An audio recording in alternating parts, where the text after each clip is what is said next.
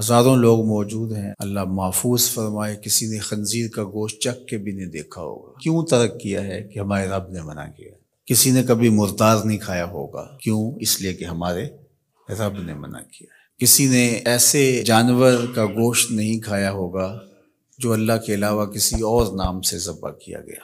اب ان امور سے اگر ہمارا رکنا ہے تو ہماری عقل فیصلہ کرتی ہے اور ان کو چھوڑنا آسان ہے۔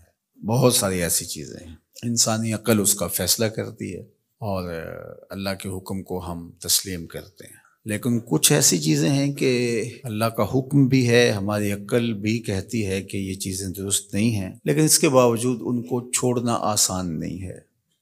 مثال کے طور پہ غصہ ہے ناجائز، شہوات ہیں، نظر کا پاکیزہ رکھنا ہے، زبان کی حفاظت کرنا ہے، غیبت سے بچنا ہے، بخل سے بچنا ہے، تکبر سے بچنا ہے، غرور سے بچنا ہے، لیکن عمومی طور پہ انسان ان چیزوں سے نہیں بچ پاتا، حالانکہ بہت سختی کی گئی ہے۔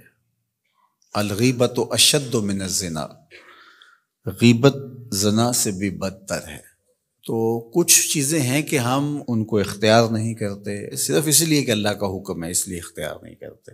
مردار کو اسی لیے چھوڑا ہے کہ ہمارا رب اس کو پسند نہیں کرتا، شراب کو، خنزیر کو اور دیگر چیزوں کو اس لیے ترک کیا جاتا ہے کہ ہماری شریعت نے منع کیا، ہمارا رب منع فرماتا ہے۔ وہی رب منع فرماتا ہے غیبت سے، وہی رب منع فرماتا ہے جھوٹ سے، وہی رب منع فرماتا ہے دیگر امور سے، لیکن وہ ہم ان سے بچ نہیں پاتے اور ان چیزوں سے ہم بچ جاتے ہیں۔ تو ابن عاشور کہتے ہیں کہ روزہ ان چیزوں سے بچنے کا علاج ہے۔ اگر کوئی شخص کثرت کے ساتھ روزے رکھے تو ان چیزوں سے اس کی جان چھوٹ جاتی ہے۔ اور رمضان المبارک کے اندر اللہ تعالیٰ جل شانہ ہمیں سال میں پورا ایک مہینہ اس مشق سے گزارتا ہے۔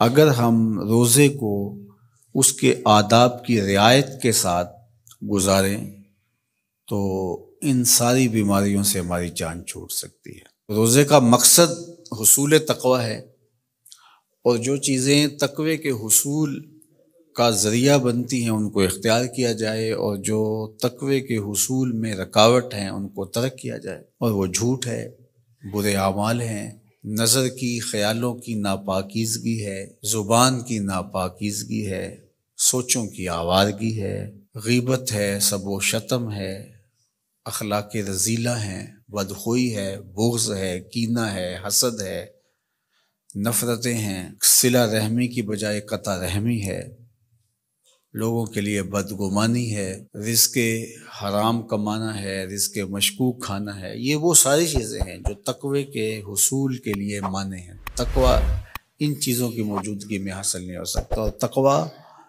انہی چیزوں سے بچنے کا نام ہے۔ اور روزہ ہمیں سکھاتا ہے، کس طرح سکھاتا ہے؟ کہ روزے میں اللہ کے حکم پر ہم نے ان چیزوں کو بھی چھوڑ دیا جو جائز، حلال اور مشروع تھی، کہ طلوع فجر سے لے کے غروب آفتاب تک میں نے کچھ نہیں لینا۔ تو روزے میں حلال چیزیں بھی اللہ کے حکم سے چھوڑ دی جاتی ہیں، تو پھر اللہ کے حکم سے حرام کیوں نہیں چھوڑی جائیں گی؟ یہ سیدھی سیدھی بات ہے، انسان تھوڑا سا غور کرے تو کیسے نہیں چھوڑے گا۔